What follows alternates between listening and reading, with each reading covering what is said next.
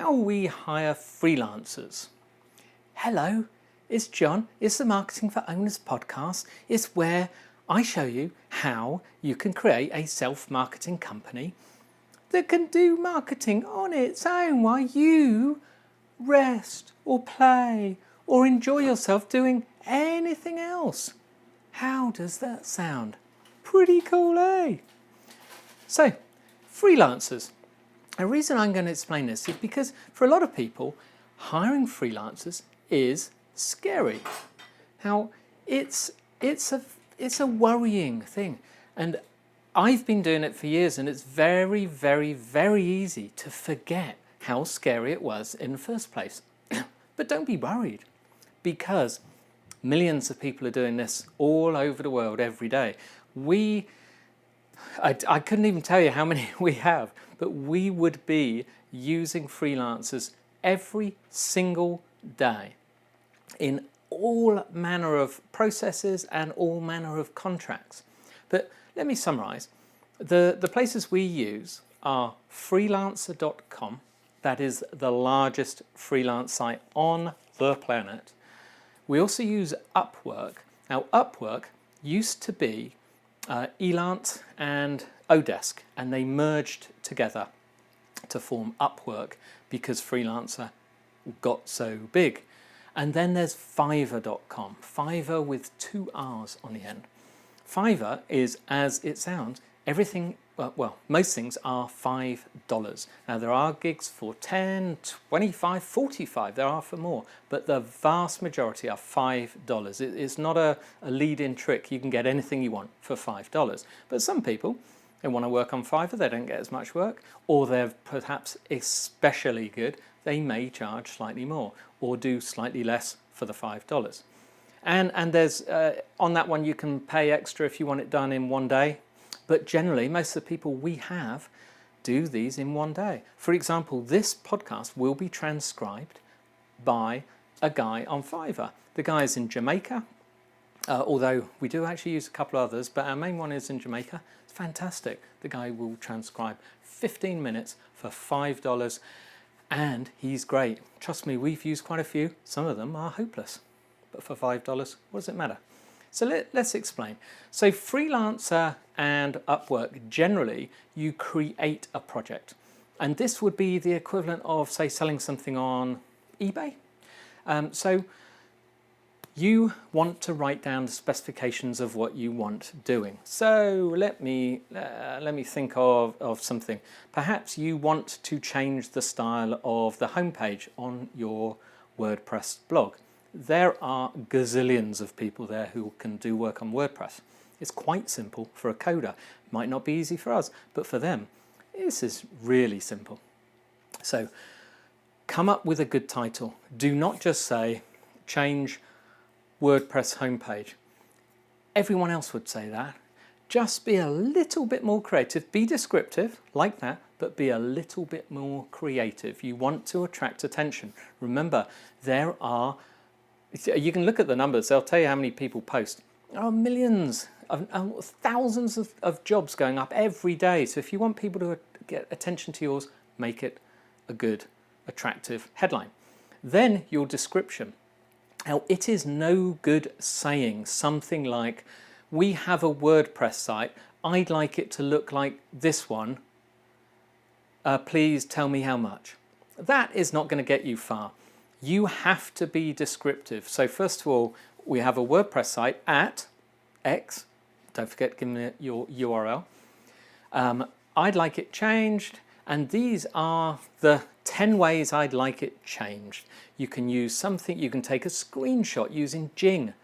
Jing, just Google it, is a free download, does a screenshot, and then you can put little squares and a little number in each area of the example of your site that you want doing, and say, number 1, the menu.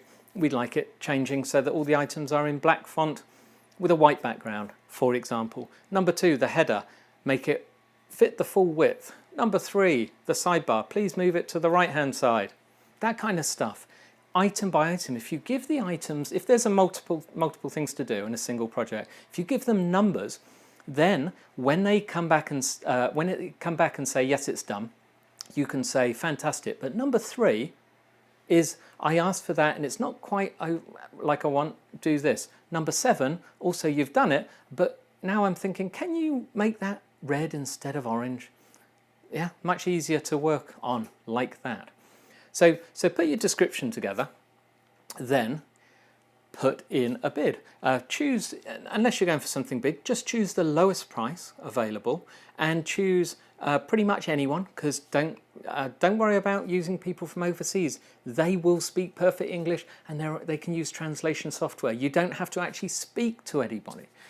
This is the thing is I can tell you, I never speak to any of the coders we use by Skype or anything.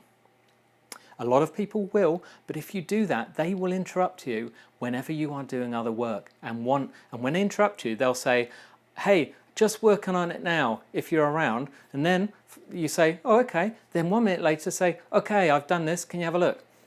Then you go, oh, it's not quite right. Okay, 5 minutes later, done it again. And then it's going to go backwards and forwards like that and interrupt you. And if you say, sorry, I'm a bit busy, I don't want to talk to you. Just when they ask at the beginning, say, I'd rather do just written messages through the Freelancer site. It works. They have a message board. It's a piece of cake. Elance will work the same. Okay, sorry, Elance. Upwork will work pretty much the same. So when you do this, you put your project in and you hit go. Now, if you don't have history, you will have signed up. And by the way, these are free to sign up. You don't have to pay anything on these projects apart from what you pay them. They pay a fee to Freelancer or Upwork or whatever. You don't pay any extra. So people will, it will go through a process and they'll approve you and check that your thing's okay. And if you've had a few jobs, it just gets automatically instantly approved. This does not take long. People will then come back and give prices on that project, bids. And it's like when you're looking in eBay, you'll see a lot of things the same and all sorts of prices. You'll have a look. How do you then decide who to choose? First of all, a lot of them, especially Freelancer, will put a featured one at the top. That's where the freelancer, the coder, has paid extra to make more money. They're not suggesting them because they are better. They are suggesting them because they're going to make more money, more commission from that person. So ignore that, unless, of course, they're good. But don't forget, quite often the person paying extra for that knows that they're good and they know you're going to like their work. Otherwise, why would they pay extra? They're going to be confident. But wait for the bids to come in over a reasonable time. I mean, you'll find over a day, in fact, quite often, over the first hour, enough have come in to make a decision. You don't have to wait. But look through the bid. If people have no history, you can make, that's a gamble. If they have no history, quite often they will do a very, very cheap job to build up some history. So you can get a bargain, but you're taking a risk. If they don't do a good job, you reject it, you get your money back, and you just hire someone else. So again, no worries. The sites are on your side. But if you do pick people, look at the history. Now, they may have 38 jobs. Fantastic. But look at the history of their jobs. Are they doing WordPress, or were they graphic design people, or were they writing articles? Because that's different. Not good for you. Find people who have experience in the type of work you do. But also look at the rehire rate. People say on Freelancer, some people have 30, 40% rehire rates. Some have 10%. That's not good. Do the same on everything and then whittle it down and then maybe ask a couple of questions backwards and forwards. By the way, look out for people who just put an automatic bid in, say, yes, here's a portfolio, we can do your work. They are just pasting that into every single job without even reading your specifications. When you reply, they will then look into what your job is. Reject those. Do not go through a portfolio of websites, e-commerce websites, when you've asked them for a WordPress design. That should get you going. Fiverr is different in that you decide what you want. You want a logo done, you want a Photoshop edit, something like that, and you go and pick a gig and pay for that gig. They do it, you like it. By the way, I just mentioned with the Freelancer and Upwork, what will happen is if you don't like what they've done, they won't get a rating. They will do anything, they will do it over and over and over again to get that perfect rating from you. And if you don't like what you're getting and they're not getting any far, put in a rejection, and the site will side with you and refund all your money. I promise. It's easy. Do it with something small. Go on. It's good for you. By the way, just a quick one. It's Wednesday, so I know, nearly the end of the year, so the last one of a friendly follow. We're going to pick on an Australian today.